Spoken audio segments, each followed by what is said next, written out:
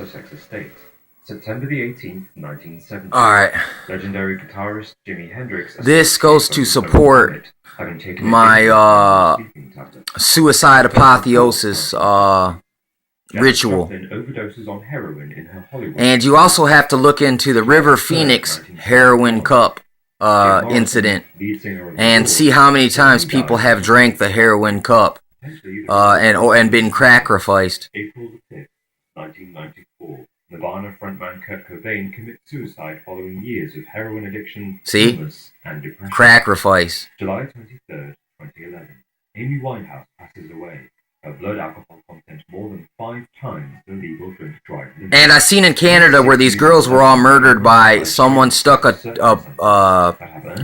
funnel down their throat and they poured alcohol straight into their stomach, and that's why their contents were so high and their levels were high, like Amy Winehouse's was. It was in Canada. Just recognize that. Claiming the lives of successful artists at the young age of 27.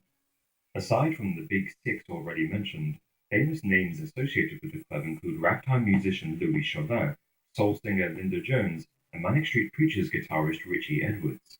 Forever 27, a website dedicated to the myth, lists 51 club members, dating from 1892 to the present day. The idea first emerged in the 1970s after the deaths of 4 27-year-old superstars in the space of 4 years. However, it was the suicide of Kurt Cobain in 1994. This is real suspect. After his mother mentioned the club in an interview. More recently, I don't think he really committed suicide. I think he was telegraphed that he was suicidal, so when it happened, that's what you would think. If we compare the lives and deaths of the core 6 members of the 27 Club, there are many recurring themes. All were incredibly successful and well-known artists. All had troubled relationships with drugs and alcohol, and every single death was considered suspicious. The general public and the media threw accusations of murder at the stars' managers. Oh yeah, like what was that girl's name that was saying Mr. President? Is that many members apparently predicted their early deaths.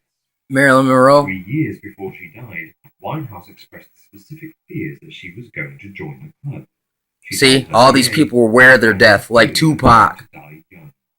Charles Cross's biography of Kurt Cobain says that, aged just 14, the Nirvana singer told a schoolmate that he would become... I think even Biggie did a song about his own death. I think it's part of the rituals. As they get you start to creating your own myth, so you can become apotheosized and immortalized. Kurt Cobain, Jim Morrison, Janis Joplin. Yeah, this is a cult right here. That's witchcraft, man. The white candle, probably. Perhaps the ownership of a white lighter generates bad luck, or perhaps it's just coincidence. Despite the curses... No, it's like all the shooters get caught with the catcher in a rye on them. All the MK hitters. Lone gunman hitters. 1,046 musicians who achieved UK #1 albums between 1956 and 2007. He discovered that only 1.3% of those who died were 27. The most common age for musician fatalities was 56 years old, counting for 2.3% of deaths. Overall, there is no statistical evidence that 27 is any more dangerous an age for musicians than, say, 26 or 28.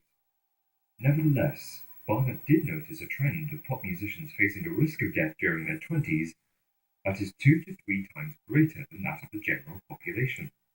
This is probably due to the often wild lifestyle and the pressures of exposure that go hand in hand with musical success. Nevertheless, the 27 Club still receives a lot of media attention.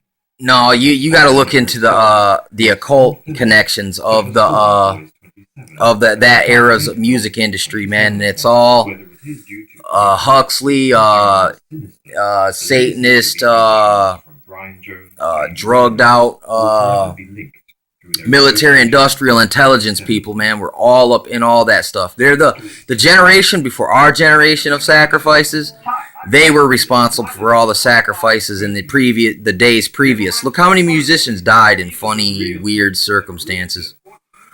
You might think it's the devil's contract, or maybe that's what they want you to believe. It's, though it might be related, but maybe the devil's contract is just men, you know what I'm saying, speaking on the behalf of the devil, so to speak.